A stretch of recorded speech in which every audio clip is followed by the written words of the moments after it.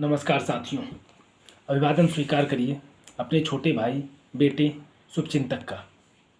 दोस्तों, मैं संजय सिंह राणा आप सभी के बीच आज पुनः उपस्थित हुआ हूं। दोस्तों, आज हम बात करेंगे हमारे देश में विश्व के सबसे बड़े लोकतांत्रिक जश्न का, उत्सव का, पर्व का आज से आगाज हो गया है। पहले चरण 19 अप्रैल के मतदान के लिए पश्चिमी उत्तर प्रदेश से आज पहला चरण का नामांकन का शंखनाद हो चुका है, जिनमें नगीना, सहारनपुर, कैराना, मुजफ्फरनगर, बिजनौर, मुरादाबाद, रामपुर और पीलीभीत शामिल हैं। दोस्तों, आपका यह छोटा भाई संजय सिंह राणा, जो पिछले 12 वर्षों से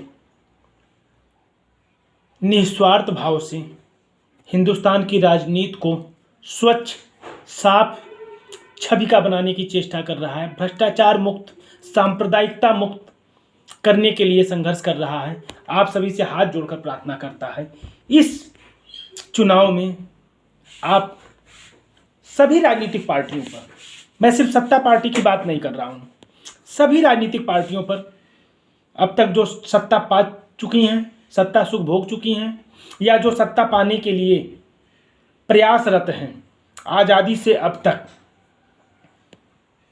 उन सबके घोषणा पत्र पर एक नज़र अवश्य डालिएगा कि उनकी घोषणा पत्र में है क्या। आखिर वही जो आज़ादी के बाद से आज की सभी राजनीतिक पार्टियां हमें दिवा स्वप्न दिखाते चली आ रही हैं और हमारे अमूल्य मत को पा करके अपना सत्ता नसीब होने की अभिलाषा को पूर्ण करती चली आई हैं, सत्ता नसीब होती चली आई हैं और हमारे और आपके बच्चों के भविष्य के साथ, हमारे और आपकी भावनाओं के साथ, हमारे देश के साथ खिलवाड़ करती चली आ रही हैं। ऐसा न हो कि इस 2024 में भी हम एक बार पुनः अपने को ठगा हुआ महसूस करें। उदाहरण के तौर पर आपके सामने खुली किताब हमारी सुप्रीम कोर्ट ने रख दिया कि कैसे कोई भी राजनीतिक पार्टी हो, बड़े बड़े दावे करके आने वाली 2014 में आज की सत्ताधारी पार्टी ने भी भ्रष्टाचार की हर सीमा को लांघ दिया चुनावी बांड के रूप में। चंदा दो, राज करो। आप उसकी लिस्ट उठा करके पढ़िए। जो 22,217 बांड खरीदे गए, वो 426 पन्नों की पेज है, उसे आप उठा करके पढ़िए। आप उसमें देखेंगे कि हर वह कंपनी जिस पर ईडी की रेड पड़ी, सीबीआई की रेड पड़ी, जीएसटी की रेड पड़ी,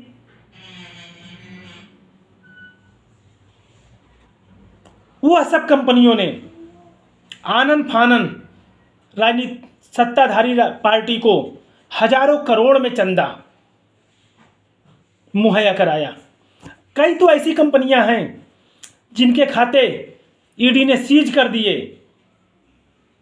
और उसी के हफ्ते भर बाद, 5 दिन बाद सीज किए खाते से लगभग 100 करोड़ के बांड खरीदे गए। तो यह सोचने वाली बात है। ऐसी पार्टी की, ऐसी सरकार की निष्ठा पर सवाल उठाना हमारे और आप जैसे देशभक्तों के लिए अनिवार्य हो जाता है, क्योंकि हम ही एक ऐसे हैं जो इस देश को अपना परिवार समझते हैं, अपना घर समझते हैं।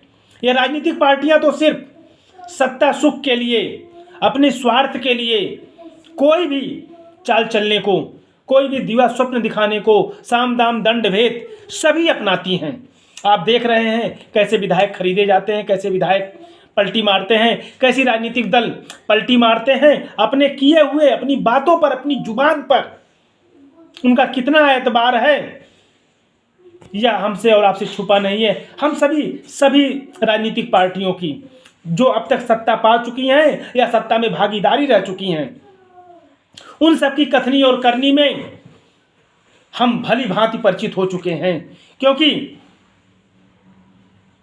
आए दिन हर इलेक्शन में हम देखते हैं एनडीए के साथ में हैं तब तक एनडीए वाली, सपा के साथ गए तो सपा वाली, बसपा के साथ गए तो बसपा वाली, अन्य इंडिया में गए तो इंडिया वाली।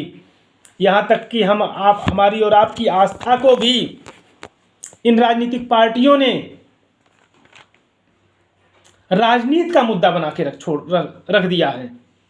मेरे दोस्तों, आज का वीडियो हम लेकर के आए हैं कि आप अपना वोट देने से पहले ये अवश्य गौर करिएगा।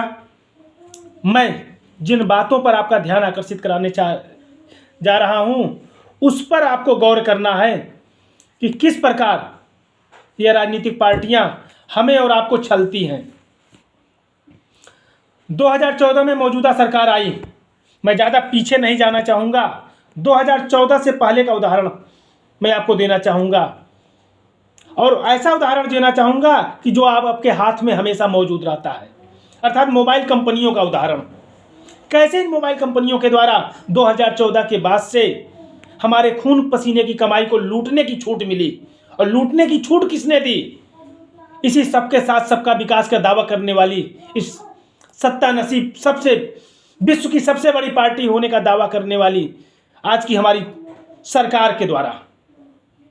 2010 में जब उस समय केंद्र में यूपीए की सरकार थी तो सभी टेलीकॉम कंपनियों ने लाइफ टाइम वैलिडिटी का ऑफर किया था। अपने दिमाग पर जोर डालिएगा, लाइफ टाइम वैलिडिटी का ऑफर किया था और हम सभी ने लाइफ टाइम वैलिडिटी के रूप में 300 रुपये हर नंबर का 300 रुपये पे किया इन टेलीकॉम कंपनियों को। और 2010 से 2030 तक अर्थात 20 वर्षों के लिए इनकमिंग फ्री का मैसेज हम लोगों के पास आया। हम लोग निश्चिंत हो गए कि 2030 तक तो इनकमिंग रहेगी हमारे मोबाइल में। लेकिन मेरे साथियों, 2014 के बाद सरकार बदलने के बाद वो हमारा जमा किया हुआ 300 रुपये तो कंपनियां डकार गई या सरकार ने उन्हें डकारने का मौका दिया। कंपनियों की तो इतनी हिम्मत नहीं है कि वो सरकार के विपरीत जाकर के जनता की खून पसीने की कमाई को डकार जाए। इनमें 100% सरकार की मिली भगत से ही, सरकार के प्रोत्साहन से ही इन उद्योगपतियों को यह सह मिलती है, हिम्मत मिलती है कि जनता की खून पसीने की कमाई को हड़प लिया जाए। अगर मैं गलत हूं तो आप बताइएगा, अगर मैं गलत हूं तो आप मेरा विरोध अवश्य करिएगा। लेकिन अगर मैं सही हूं तो सरकार की निष्ठा पर एक बार आपको चिंतन अवश्य करना होगा कि अब की बार 2 कार्यकाल तो हमने दिया, फिर पुनः मौका क्यों? अब खुद को बचे खुशी खसर को भी लुटाने के लिए, पूरा करने के लिए। मेरे साथियों, आखिर क्यों? मैं सिलेंडर महंगाई की बात नहीं अभी करूंगा कि वह सभी लोगों को आए दिन देख रहे हैं, किसी से छुपा नहीं है। मैं उन मुद्दों को बात करूंगा आज के अपने इस वीडियो में जिसे हम भूल चुके हैं। दूसरा उदाहरण, 2017 तक सभी टेलीकॉम कंपनियों से मिले हुए डाटा पर प्रतिदिन अगर हम मिले हुए डाटा को खर्च नहीं करते थे तो अगले दिन हमें स्टोर में अपने वॉलेट में वो डाटा मिल जाता था। लेकिन मेरे दोस्तों, 2017 के बाद से आप देखिए, अगर आपने 2 GB का प्लान लिया है, रात 2 बजे तक यूज नहीं किया तो 2:01 पर अपने आप लैप्स हो जाएगा। और अगर 2 GB का डाटा का आपने प्लान लिया है, 2 GB डाटा आपने 1 घंटे में समाप्त कर दिया, दोपहर 12 बजे समाप्त कर दिया, तो 1 MB भी बढ़ा करके यह टेलीकॉम कंपनियां आपको नहीं देंगी। फिर हमारा डाटा यह लैप्स करने का अधिकार इन्हें किसने दिया?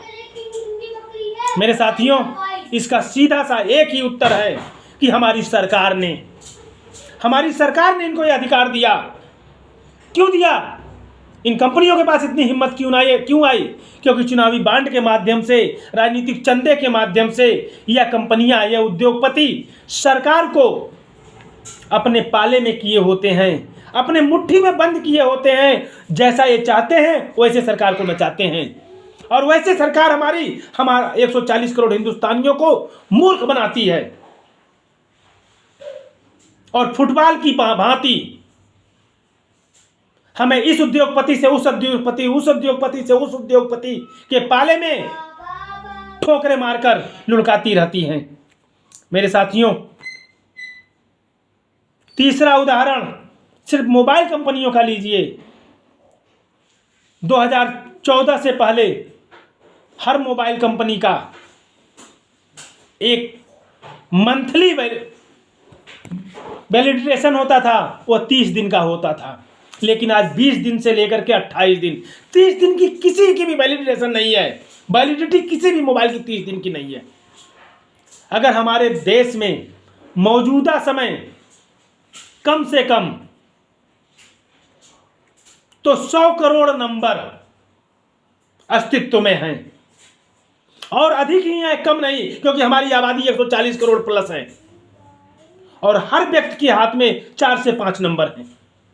इस हिसाब से तो अगर 100 करोड़ के हाथ में मोबाइल माना जाए तो 400 करोड़ नंबर हो गए। लेकिन मैं 100 करोड़ नंबर की बात कर रहा हूं। 100 करोड़ नंबर अगर 2 दिन 28 दिन की वैलिडिटी दे रहे हैं तो आप सोचिए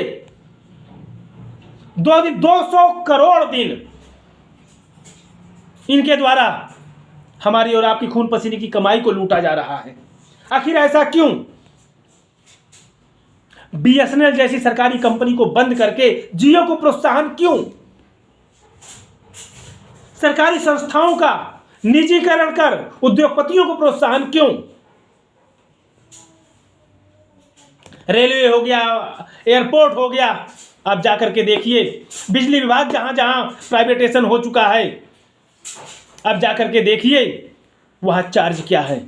आज हम और आप अडानी एयरपोर्ट चौधरी चरण सिंह हवाई अड्डा लखनऊ का था, वहां बाइक लेके नहीं जा सकते हैं क्योंकि इसकी पार्किंग इतनी हो गई है। पहले 20 रुपए 50 रुपए की पार्किंग में हम चले जाते थे, आज 500 रुपए की पार्किंग है। हम अपनों को रिसीव करने भी नहीं जा सकते हैं। मेरे साथियों, ऐसी सरकार को वोट देते समय एक बार अवश्य सोचिएगा कि आपका यह छोटा भाई सही कह रहा है, अपने लिए कह रहा है या फिर आपके लिए, आपके आने वाले बच्चों के भविष्य के लिए। उनका मैनिफेस्टो अवश्य देखिएगा कि उनके द्वारा शिक्षा के क्षेत्र में क्या घोषणाएं की जा रही हैं, चिकित्सा के क्षेत्र में क्या घोषणाएं की जा रही हैं, न्याय के क्षेत्र में क्या घोषणाएं की जा रही हैं और रोजगार के क्षेत्र में क्या घोषणाएं की जा रही हैं। क्यों? जब हमारे देश का लगभग 5-5.5 लाख करोड़ रुपए, मिनिमम 4 लाख करोड़ रुपए का तो पत्रिका में शोध प्रकाशित हुआ था कि 4 लाख करोड़ रुपए हर साल शिक्षा के नाम पर यूरोपीय कंट्रीज में जा रहा है। आखिर क्यों? और हमारे यहाँ शिक्षा को व्यवसायिक क्यों बनाया गया? शिक्षा का व्यवसायीकरण नहीं किया जा सकता है, इसके बावजूद हमारे यहाँ खुलेआम शिक्षा का व्यवसायीकरण हो रहा है। आर्टिकल 45 हमारे संविधान के मूल संविधान में है कि शिक्षा अनिवार्य रूप से प्रत्येक नागरिक को दी जानी चाहिए सरकार के द्वारा। लेकिन सरकार ने शिक्षा को इतना महंगा कर दिया है कि शिक्षा हमारे जैसे लोगों के हाथों से फिसलती चली जा रही है। सिर्फ चंद मुट्ठी भर पूंजीपतियों, उद्योगपतियों, नौकरशाहों, धनाढ्यों के पीढ़ी दर पीढ़ी उनका अधिकार होती चली जा रही है। सरकारी संस्थानों में, सरकारी स्कूलों में, प्राथमिक विद्यालयों में, जूनियर हाई स्कूलों में शिक्षा का स्तर क्या है, यह हमसे आपसे छुपा नहीं है। और जहां एक बात गौर करिएगा, सरकार कहती है, अगर हम आवाज उठाते हैं तो सरकार का कहती है, सरकार का जवाब होता है कि हम तो शिक्षा को बढ़ावा दे रहे हैं, प्राइमरी स्कूलों में स्कूल स्वेटर, जूता मोजा सब फ्री दे रहे हैं। लेकिन वहां शिक्षा का गुणवत्ता क्या है? लेकिन मैं उस पर सवाल नहीं करूंगा, सवाल करूंगा आप प्राथमिक शिक्षा की तो बात करते हैं, लेकिन जब उच्च शिक्षा की बात आती है सरकारी संस्थानों में, तो गरीबों के एडमिशन क्यों नहीं होते हैं? वहां क्यों पैकेज चलता है? सरकारी इंजीनियरिंग कॉलेजों में, सरकारी विश्वविद्यालयों में, सरकारी मेडिकल संस्थानों में। मेरे साथियों, यह सरकार की कथनी और करनी का आपके सामने प्रत्यक्ष में आपके छोटे भाई ने पूरी किताब को खोल के रख दिया।